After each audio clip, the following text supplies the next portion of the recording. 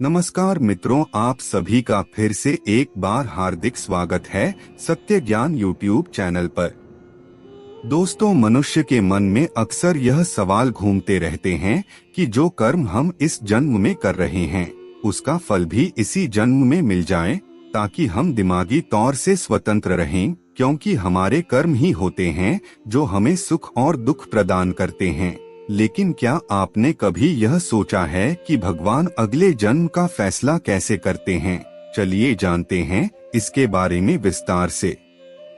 हिंदू धर्म के मुताबिक किसी का मौजूदा जिंदगी उसके किए हुए कर्म से बनती तो है, लेकिन उसके पिछले जन्म में किए गए अच्छे और बुरे काम का भी योगदान इसी जन्म में होता है।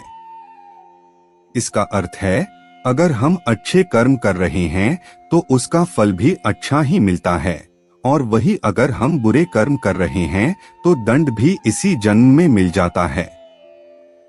जैसा कि हम सभी को पता है, इस पृथ्वी पर जिस भी प्राणी ने जन्म लिया है वह एक न एक दिन इस दुनिया से जरूर जाएगा। ऐसे में व्यक्ति जीवित रहते हुए भी जो कर्म करते हैं वही मृत्यु के बाद उनके साथ जाते हैं। ऐसे में गरुड़ पुराण की माने तो मनुष्य के कर्मों के हिसाब से ही उन्हें उनका अगला जन्म प्राप्त होता है। नियति ही ऐसी है कि हमें अपने कर्मों का परिणाम हर जन्म में भोगना पड़ता है। भगवान भी मनुष्य को उनके कर्मों के अनुसार ही उसे अगले योनि में भेजते हैं।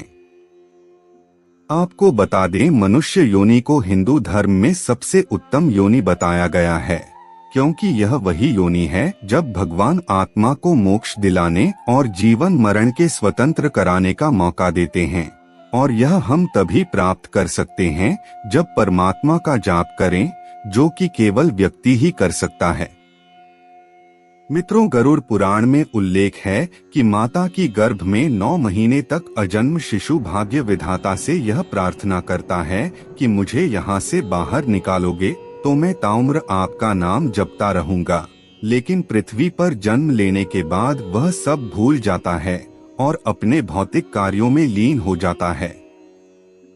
पुराणों में किए गए अन्य उल्लेख के अनुसार एक अजन्मे शिशु माता के गर्भ में यह पुकार करता है कि मुझे बाहर मत निकालो, क्योंकि वह मनुष्य जीवन की कठोरता से भयभीत है।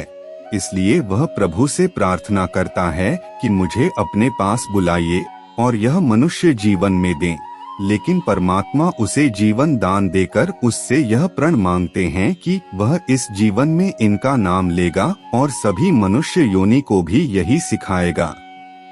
किंतु मनुष्य जीवन में कदम रखने के बाद मनुष्य भोगी बन जाता है, लेकिन उसे किन कारणों से यह जीवन प्राप्त होता है और वह कौन से कार्य हैं जो उसे मनुष्य का जीवन देते हैं, अब यह जानते हैं।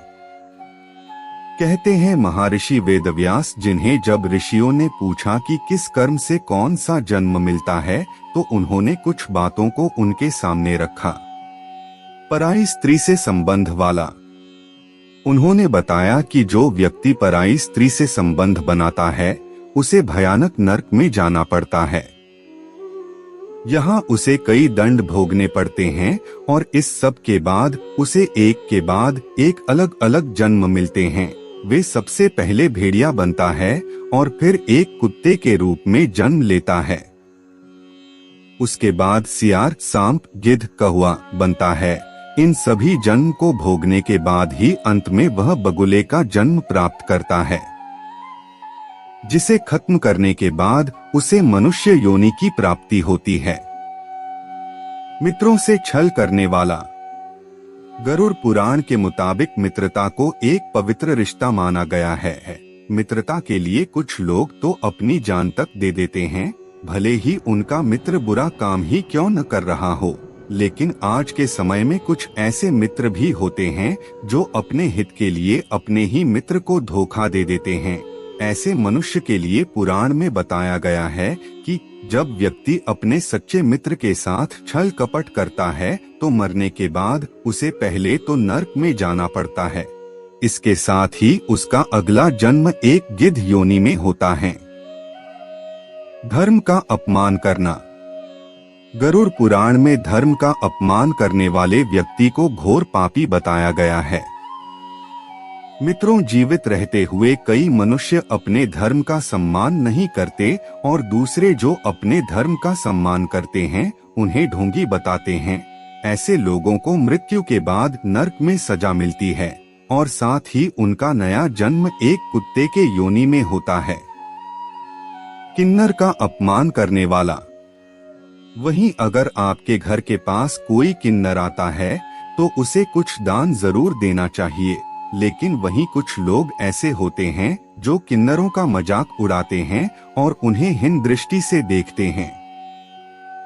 शास्त्रों के अनुसार ऐसे लोगों का अगला जन्म एक किन्नर योनि में ही होता है और ऐसा ही अपमान सहना पड़ता है। अन्न दान न करना। यह तो सभी को पता है कि अन्न दान हमारे धर्म में सबसे बड़ा दान माना जाता है। जो मनुष्य अन्न दान करता है वह जीवित रहते हुए और मृत्यु के बाद भी स्वर्ग को प्राप्त कर लेता है। वही जिनके पास अन्न की भरमार है, जो अन्न की चोरी करके लाभ कमाते हैं, गरुड़ पुराण के अनुसार ऐसे लोग अगले जन्म में छछूंदर या फिर चूहे की योनि में जन्म लेते हैं। तो मित्रों, आपको अगर हमारी जानकारी पसंद आई हो तो आप इसे अपने परिवार और मित्रों के साथ शेयर जरूर करें और हमारे चैनल को भी सब्सक्राइब कर लेवे। फिर मिलते हैं किसी दूसरे वीडियो के साथ, तब तक के लिए धन्यवाद।